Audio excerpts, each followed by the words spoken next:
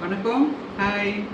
இன்னைக்கு நான் என்ன பண்ண போறேன்னு பார்த்தீங்கன்னா, சூப்பரான எம்மியான சிக்கன் பிரியாணி. அதுவும் ஜீரக சம்பா ரைஸ் போட்டு சிக்கன் பிரியாணி. நெறைய பேருக்கு எப்படி பண்ணுறது, அந்த அளவு எப்படி, எத்தனை பேருக்கு சமைச்சா எவ்வளோ போடலாம் அப்படின்றது நெறைய பேர் கன்ஃப்யூஸ் ஆகிடுவாங்க.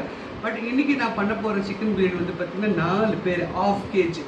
1/2 கேஜி ரைஸு, 1/2 கேஜி சிக்கனை வச்சு நான் சிக்கன் பிரியாணி பண்ண போகிறேன்.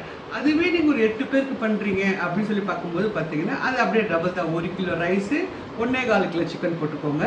கொஞ்சம் சிக்கன் நிறைய இருந்துச்சுன்னா, உங்களுக்கு வந்து நிறைய பேருக்கு சாப்பாடு போடும்போது பீஸ் நிறைய கிடைக்கும். அதே மாதிரி double the amount onion, tomato, green chilli இதெல்லாம் வந்து செப்பரேட்டாக நம்ம பண்ணிக்கலாம். அதுக்கப்புறம் வந்து பார்த்தீங்கன்னா, இது வந்து நீங்கள் வந்து ஜீரக சம்பா ரைஸ்லேயும் பண்ணலாம். இல்லைன்னா வந்து நீங்கள் வந்து பாஸ்மதி ரைஸ்லேயும் நீங்கள் பண்ணலாம். கொஞ்சம் நல்ல குவாலிட்டியாக கேட்டு நீங்கள் வாங்கி இது நீங்கள் சமைச்சிங்கன்னா சூப்பரான எம்மியான ஒரு பிரியாணி நீங்கள் சாப்பிட்லாங்க. பட் ஒன்ஸ் நீங்கள் செஞ்சுட்டு வீட்டில் சாப்பிட்டுட்டீங்கன்னா கண்டிப்பாக வெளியில் எந்த பிரியாணியும் நீங்கள் ரெக்கமெண்ட் பண்ணி சாப்பிடவே மாட்டீங்க. அந்த அளவுக்கு உப்பு காரம் எல்லாமே கரெக்டாக இருக்கும். ட்ரை பண்ணி பாருங்கள். ஓகே, 2 பேர் தான் இருக்கீங்க அப்படின்னு சொல்லும்போது ரொம்ப ஜாஸ்தி இல்லை. வெறும் 1/4 கிலோ சிக்கன் வாங்கி நீங்கள் 1/4 கிலோ அரிசியை வாங்கி நீங்கள் வந்து ப்ரிப்பேர் பண்ணுங்கள். சூப்பராக இருக்கும். வாங்க எப்படி பண்ணுறதுன்றதை பார்க்கலாம். இந்த பிரியாணி வந்து பார்த்திங்கன்னா 4 பேர் சாப்பிட்ற மாதிரி தான் நான் ரெடி பண்ணியிருக்கேன். 1/2 கிலோ ஜீரக சம்பா ரைஸு, 1/2 கிலோ சிக்கனு. முடிஞ்ச வரைக்கும் ஸ்கின்னோடு எடுத்து பண்ணுங்கள், டேஸ்ட் நல்லாயிருக்கும். மீடியம் சைஸு வெங்காயமாக இருந்துச்சுன்னா 6 எடுத்து பாதியாக கட் பண்ணி நீட்டாக கட் பண்ணிக்கோங்க. 4 மீடியம் சைஸு தக்காளி எடுத்து பார்த்திங்கன்னா ஒரு பாதி பாதியாக கட் பண்ணிக்கோங்க. 7 பச்சை மிளகா வந்து நீட்டாக நறுக்கி தனியாக வச்சுக்கோங்க. அது ரொம்ப இம்பார்ட்டண்ட்டு. புதினா வந்து நான் ஒரு கட்டு எடுத்தேன், அதில் பாதி கட்டு எடுத்து நல்லா அந்த இலையெல்லாம் தனியாக எடுத்து வாஷ் பண்ணிட்டேன். லெமன் வந்து பார்த்திங்கன்னா நான் வந்து சின்னதாக இருக்குன்றதுனால ஒரு 1.5 எடுத்திருக்கேன். பெருசாக இருந்தால் ஒரு லெமன் போதும் நம்மளுக்கு வந்து பார்த்திங்கன்னா. இது கொத்தமல்லி வந்து ஒரு 1/2 கட்டு தான் எடுத்து நான் வாஷ் பண்ணி சின்ன சின்னதாக கட் பண்ணி நான் செப்பரேட்டாக நான் எடுத்து வச்சுட்டேன் நான். அடுத்தது வந்து பார்த்திங்கன்னா சிக்கன் 1/2 கிலோ. முடிஞ்ச வரைக்கும் ஸ்கின்னோடு பண்ணுங்கள், டேஸ்ட்டு ரொம்ப நல்லாயிருக்கும். ஸ்கின் இல்லாமல் பண்ணிங்கன்னா கொஞ்சம் டேஸ்ட்டு கம்மியாகிடும். அந்த சிக்கனோட டேஸ்ட்டு நல்லா இருக்காது. வெறும் ரெட் சில்லி பவுட்ரு மட்டும் எடுத்துக்கோங்க. அது ஒரு 2 ஸ்பூன் எடுத்துக்கோங்க போதும். ஒரு ஸ்பூனாக இருந்துச்சுன்னா, பெரிய ஸ்பூனாக இருந்துச்சுன்னா 2, சின்ன ஸ்பூன் இருந்துச்சுன்னா 3. கர்டு இந்த டப்பாவில் பார்த்தீங்களே வந்து ஒரு 3 ஸ்பூனு டு 4 ஸ்பூனு நீங்கள் வந்து தனியாக எடுத்து வச்சுக்கோங்க. இந்த ரைஸு ஜீரக சம்பா வந்து நான் 1/2 கிலோ வாங்கினேன். என்னோடய கப்புக்கு வந்து பார்த்திங்கன்னா 3 கப்பு கரெக்டாக வந்துச்சு. இது பாருங்கள், இது வந்து 4 பேர் சூப்பராக சாப்பிட்லாம் ஜீரக சம்பா ரைஸு. இதை நீங்கள் வந்து தனியாக எடுத்து நீங்கள் இது வச்சுக்கோங்க. ஓகேங்களா? அடுத்தது நம்ம வந்து தாளிக்கிறதுக்கு என்ன மசாலா நம்மளுக்கு வேணும் அப்படின்னு சொல்லி நீங்கள் பார்த்தீங்கன்னா, ஏலக்காய் வந்து ஒரு 6 எடுத்துக்கோங்க. லவங்கம் ஒரு 10 டு 12 எடுத்துக்கோங்க. அதுக்கப்புறம் இந்த பட்டா வந்து பார்த்திங்கன்னா ஒரு 3 பீஸ் எடுத்து தனித்தனியாக கட் பண்ணிக்கோங்க. ஸ்டார் தனியாக வச்சுக்கோங்க. பிரிஞ்சி இலை ஒரு 4 எடுத்து கட் பண்ணிக்கோங்க. நெய் எடுத்துக்கோங்க. நெய் வந்து மினிமம் ஒரு 3 ஸ்பூன் எடுத்துக்கலாம். ஸ்பூனாக இருந்துச்சுன்னா, கரண்டியாக இருந்துச்சுன்னா ஓரளவு தான், நீங்கள் ஃபுல் கரண்டி கூட நீங்கள் எடுத்துக்கலாம். எண்ணெய் வந்து கண்டிப்பாக வந்து பார்த்திங்கன்னா நீங்கள் வந்து 150 டு 200 கிராம் நீங்கள் எண்ணெய் யூஸ் பண்ணியே ஆகணும். அப்போ தான் பிரியாணி ரொம்ப டேஸ்ட்டாக சூப்பராக வரும். நீங்கள் கம்மி பண்ணிடாதீங்க. அடுத்தது நான் அரிசி என்ன பண்ணியிருக்கேன் அப்படின்னு பார்த்தீங்கன்னா 3 கப்பு அரிசியை வந்து நான் வந்து கொஞ்சம் 2 வாட்டி வாஷ் பண்ணி தனியாக எடுத்து வச்சு இப்போது தண்ணி மினரல் வாட்டர் போட்டு நம்ம ஊற வச்சிட்டோம். அது பாட்டு ஊறிக்கிட்டு சைலண்ட்டாக சைடில் வச்சுருங்க. நம்ம அதுக்கப்புறம் என்ன அளவுன்றது நான் தனியாக சொல்கிறேன். ஜிஞ்சர் கார்லிக் பேஸ்ட் வந்து மினிமம் 5 ஸ்பூன் இருக்கணும். 1/2 கிலோ சிக்கனுக்கு 1/2 கிலோ ரைஸுக்கு வந்து 5 ஸ்பூன். கரண்டியாக இருந்துச்சுன்னா 2.5, அது நீங்கள் அளவு பார்த்துக்கணும். ஸ்பூனாக இருந்துச்சுன்னா 5 டு 6 கூட நீங்கள் போட்டுக்கலாம். ஓகே, இப்போ நான் வந்து எனக்கு பிரியாணிக்கு ஏற்ற மாதிரி ஒரு பாத்திரம் நான் இந்த மாதிரி பாத்திரம் தான் நம்ம யூஸ் பண்ணணும். கடாயி, குக்கரும் யூஸ் பண்ணிக்கலாம். ஆனால் பிரியாணிக்குன்னு நீங்கள் வந்து ஒரு பாத்திரத்தை வாங்கிக்கோங்க. 1 கிலோ இருக்குது, 2 கிலோ இருக்குது, 3 கிலோ இருக்குது. அது மாதிரி வாங்கி நீங்கள் வச்சுட்டிங்கன்னா இதெல்லாம் வந்து ரொம்ப சீக்கிரத்தில் அடி பிடிக்காது. இந்த மாதிரி பாத்திரமெல்லாம் பக்காவாக இருக்கும் பிரியாணி பண்ணுறது. இப்போ வந்து நான் பாருங்கள், ஒரு 200 கிராம் நான் எண்ணெயை ஊற்றிட்டேன். ஏன்னா எண்ணெய் வந்து எப்போவுமே அந்த நம்ம நம்ம தபரா வைக்கும்போதே அது ஃபுல்லாக ரொம்பி இருக்கணும் இந்த பிரியாணிக்கு. இல்லைனா வந்து அந்த டேஸ்ட்டு வராது. இப்போ நான் ஃபுல்லாக வந்து எண்ணெயும் போட்டுட்டேன். இருக்கிற நெய்யும் வந்து ஒரு 4 ஸ்பூன் நெய்யும் நான் போட்டுட்டு அந்த மசாலா இப்போ நீங்கள் ஜாதிக்காய், மாசிக்கான்னு சொல்கிறாங்க, எல்லாமே கொஞ்சம் கொஞ்சம் நீங்கள் எல்லாமே நீங்கள் ஆட் பண்ணிக்கலாம். அதில் ஒரு தப்பும் கிடையாது.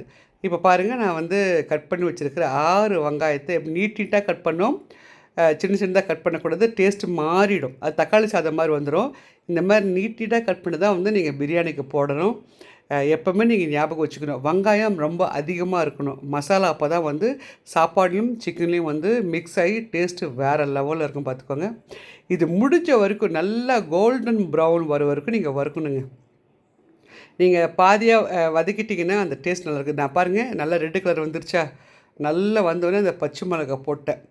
பச்சை மிளகாய் போட்டு அதுக்கப்புறம் பார்த்திங்கன்னா கொஞ்சம் நல்லா கோல்டன் ப்ரௌன் வந்த உடனே நான் ஜிஞ்சர் கார்லிக் பேஸ்ட்டும் போட்டுட்டேன்.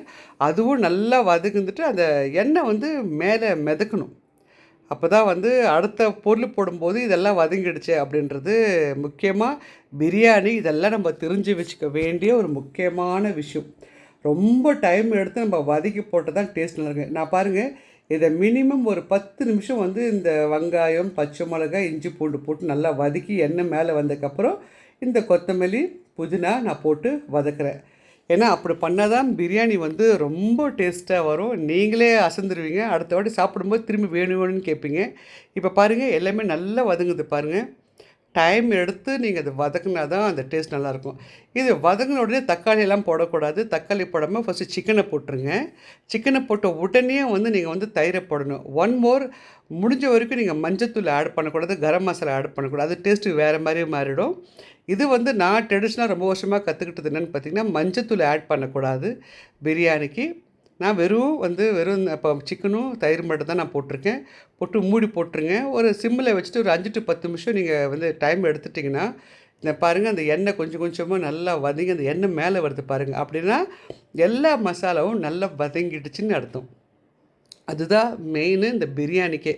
இப்போ பாருங்கள் சூப்பராக வந்திருக்கா. சிக்கனும் முக்கால்வாசி வந்துடும். இப்போ நான் வந்து அந்த 2½ ஸ்பூனு நம்ம வந்து வெறும் மிளகாத்தூள் தான் போடணும். மஞ்சத்தூள், தனியா, கரம் மசாலா முடிஞ்ச வரைக்கும் ஆட் பண்ணாதீங்க. இது வந்து நீங்கள் செஞ்சு பாருங்கள், சூப்பர் டேஸ்ட் வரும். தண்ணியே நான் ஊற்றலை. அந்த மிளகாத்தூள் போட்டு சிம்மில் வச்சு ஒரு 10 நிமிஷம் மூடி போட்டு நம்ம எடுத்துட்டோன்னா இந்த மாதிரி சூப்பரான ஒரு கலரில் வந்து சிக்கனும் வெந்துருச்சு. அந்த எண்ணெயும் மேலே மதுக்குது பாருங்கள். உப்பு போட்டுக்கோங்க. ஒரு 2 ஸ்பூன் உப்பு போட்டிங்கன்னா அந்த மசாலா உப்பு வந்து மிக்ஸ் ஆகும்போது பார்த்திங்கன்னா கொஞ்சம் அந்த சிக்கனுக்கு வந்து டேஸ்ட்டு வந்து கொஞ்சம் நல்லா ஹையாக காமிக்கும். அதுதான் டேஸ்ட்டு. இப்போ நான் என்ன பண்ணிட்டேன், சிம்மில் வச்சுட்டேன். சிம்மில் வச்சோன்னே இந்த தண்ணி, அந்த உப்பு, அந்த மிளகாத்தூள் எல்லா மசாலாவும் வந்து பாருங்கள் எவ்வளோ அழகாக வந்து இது வெந்திருக்குன்னு பாருங்கள். இதுதான் மெயின். இதெல்லாம் பண்ணக்கப்புறம் தான் கடைசியில் நீங்கள் தக்காளி ஆட் பண்ணணும். தக்காளி வந்து பிரியாணியில் வேகக்கூடாது. தக்காளி வந்து முடிஞ்ச வரைக்கும் நீங்கள் லேட்டாக போட்டால் தான் டேஸ்ட் ரொம்ப நல்லாயிருக்கும். இதை பாருங்கள், நான் சும்மா அப்படி போட்டு வெறும் கலக்கி மூடி போட்டுட்டேன்.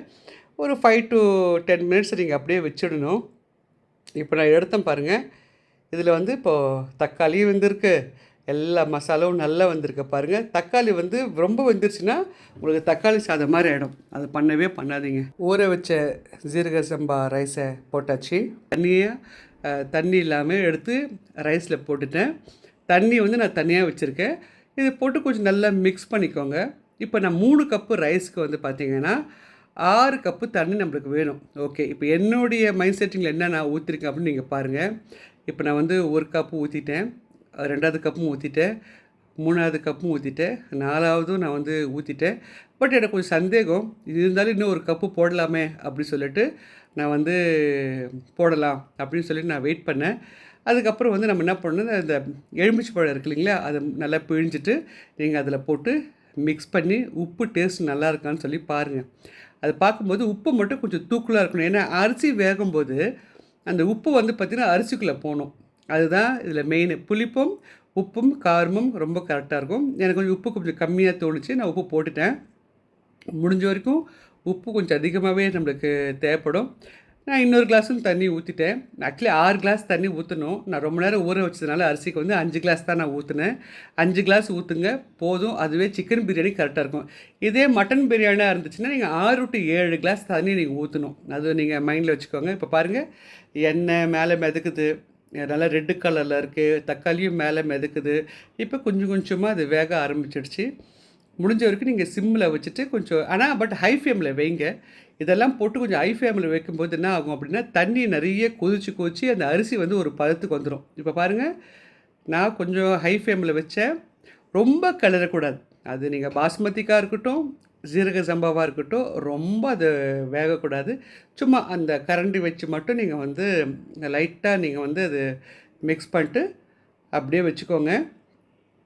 இப்போ பாருங்கள் நல்லா கொதிச்சு என்ன ஆயிடுச்சுன்னா தண்ணியெல்லாம் அப்சர்வ் பண்ணி அப்படியே வந்து அரிசி மட்டும் இப்போ மேலே வருது. ஆனால் அரிசி பார்க்குறதுக்கு வேகாத மாதிரி தான் இருக்கும். ஆனால் இந்த ஐ ஃப்ளேமில் நீங்கள் வச்சா தான் அடுத்தடுத்த ஸ்டெப்பில் ஜீரக சம்பா ரைஸு சூப்பராக இருக்கும் பார்த்துக்க. இல்லைனா வந்து கஞ்சி மாதிரி ஆகிடும். நான் என்ன பண்ணேன், நல்லா ஹை ஃப்ளேமில் வச்சுட்டேங்க. இந்த பதம் வரும்போது நான் சிம்மில் வச்சுட்டேன். இந்த பாருங்கள், சிம்மில் வச்சு உப்பெல்லாம் பார்த்தேன். எனக்கு ரொம்ப கொஞ்சம் கரெக்டாக தோணுச்சு, உப்பெல்லாம் கரெக்டாக இருந்துச்சு அப்படின்னு சொல்லி தோணுச்சு. நான் மூடி போட்டுட்டேன். இப்போ மூடி போட்டு என்ன பண்ணணும் அப்படின்னா, சிம்மில் வச்சுட்டு நல்ல ஒரு பாத்திரத்தில் தண்ணி ஊற்றி அப்படியே நம்ம பிரியாணிக்கு மேலே அந்த மூடி போட்டு மேலே வச்சிடணும். மினிமம் 10 நிமிஷம் நீங்கள் ஓப்பன் பண்ணவே கூடாது. இந்த 10 நிமிஷம் கழிச்சிட்டு தான் நீங்கள் வந்து ஓப்பன் பண்ணணும். இப்போ பாருங்கள், ஒரு 70% வெந்திருக்கு, ஆனால் 30% வேகலை. நான் என்ன பண்ணேன், திரும்பி ஒரு கலரிட்டு திரும்பி மூடி போட போகிறேன். இது அடுத்த ஸ்டெப்பு. இது மாதிரி தான் நம்ம பண்ணோம். ரொம்ப கலரக்கூடாது, சும்மா அப்படி ஓப்பன் பண்ணி க்ளோஸ் பண்ண வேண்டியது தான். திரும்பி நான் மூடி போட்டு மேலே தண்ணி வச்சேன். ஒரு 10 நிமிஷத்துக்கு நான் அப்படியே விட்டுட்டேன். நான் திரும்ப அதை ஓப்பன் பண்ணவே இல்லை. நல்ல சிம்லேயே வந்து அந்த ரைஸ் வந்து வெந்துருச்சு. இப்போ நான் எடுத்து பார்க்க போகிறேன். Oh my god! நான் என்ன எதிர்பார்த்தனோ அதே மாதிரி பாருங்கள், ஜீரக சம்பா எல்லாமே வந்து வெந்துருச்சு. இது தாங்க அந்த ஜீரக சம்பா ரைஸுக்கே சூப்பரான பதம் அப்படி சொல்லுவாங்க. நல்லா பக்காவாக வெந்திருக்க பாருங்கள். நான் திரும்பி க்ளோஸ் பண்ணி ஒரு 5 நிமிஷம் திரும்பி நான் வந்து வச்சுட்டேன். பாருங்கள், சூப்பரான ஜீரக சம்பா சிக்கன் பிரியாணி ரெடி ஆகிடுச்சு. லைக் பண்ணுங்கள், கமெண்ட் பண்ணுங்கள், ஃபாலோ பண்ணுங்கள், சப்போர்ட் பண்ணுங்கள். வாங்க அடுத்த வீடியோக்கு போகலாம். பாய்.